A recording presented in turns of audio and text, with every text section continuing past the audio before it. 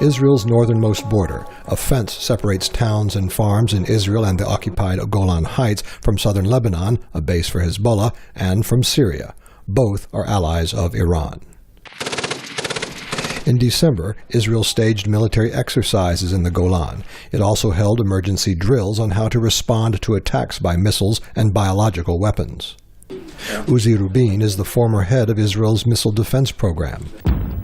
He says Israel must prepare for retaliation if, as Israeli media report, Israel first attacks Iranian nuclear sites. We don't have a good answer for that as yet. For air threats, we have a very strong air force. Ground threats, we have a very strong ground force. For this, we are wide open, yet. Iran says its nuclear ambitions are peaceful, but Israel fears Iran is building a nuclear weapon. Iran has missiles that can reach Israel and even Europe and could carry nuclear warheads. Iran's ally, Syria, has thousands of short-range missiles, as does its Lebanon-based ally, Hezbollah. Several rockets were fired into Israel recently from Lebanon. Iranian-backed Palestinian groups to the south in Gaza also fire rockets into Israel. Those attacks show how Israel is vulnerable from the north and south. Despite the rocket fire, Rubin says the threat is not so much that Iran might launch a nuclear weapon, but that it could become a nuclear power.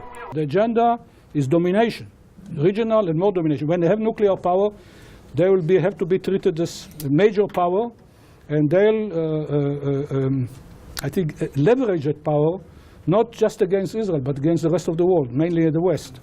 But analyst Mahdi Abdelhadi of the Palestinian Research Center PASIA says Israel is exaggerating the Iranian threat. From the Arab-Palestinian perspective, nobody believes that Iranians are interested in confronting with Israel or to challenge the world. And they are facing very hard internal issues and problems in terms of... But along Israel's northern border, Iran's threat is not being taken lightly. Hezbollah has reportedly been stockpiling missiles and rockets, and Israeli intelligence is sure that group would not hesitate to use them. Scott Bobb, VOA News, Misgav Am, Northern Israel.